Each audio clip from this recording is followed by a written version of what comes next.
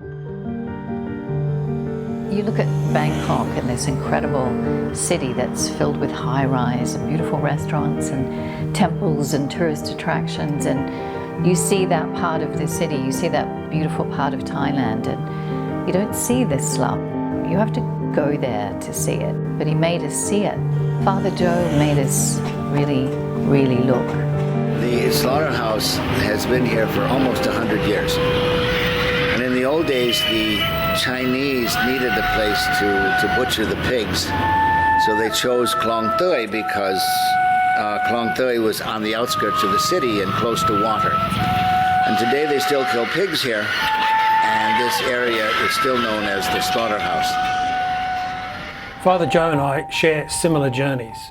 Father Joe's journey started over 50 years ago, and he has continued to work with the people of Klong, and he has put in that time over 80,000 children through school.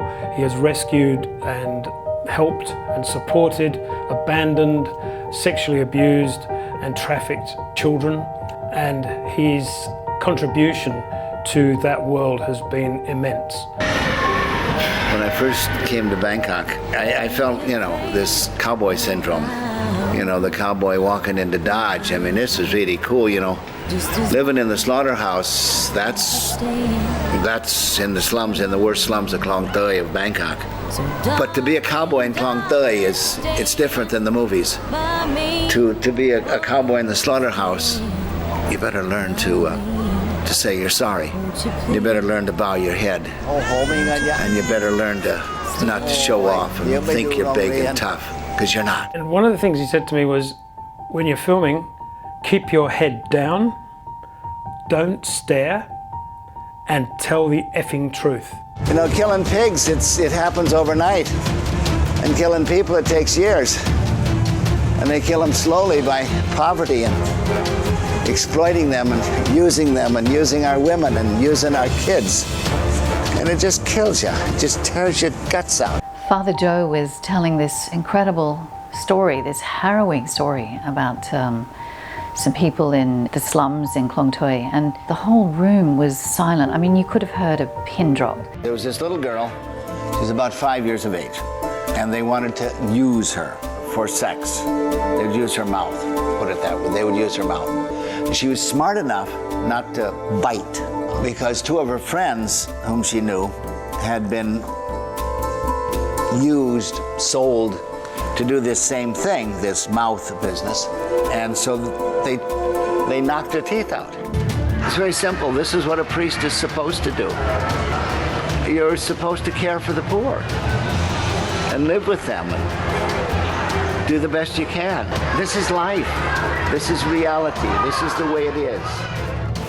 There's nobody else around that I've seen on the horizon, and it needs to be done. And I've kind of stumbled into this, and I really believe it's the grace of God. He's like a guardian angel with teeth. He's like one of these Old Testament priests who, yes, forgives, but he doesn't forget. He fights for his people, for his family. 7, 8, 9-year-old girls are pushed by their moms to sell flower garlands, and for a few hundred baht to get into a customer's car and into a spider web from which they never escape. For these pedophile predators, they always go free because money and threats talk very loudly in these parts. May we walk in the shadow of the rainbow. That's quite nice. And we'll meet on the horizon. We'll walk into the sunset. And as Yoda said in one of the Star Wars movies, it's twilight now. I must rest.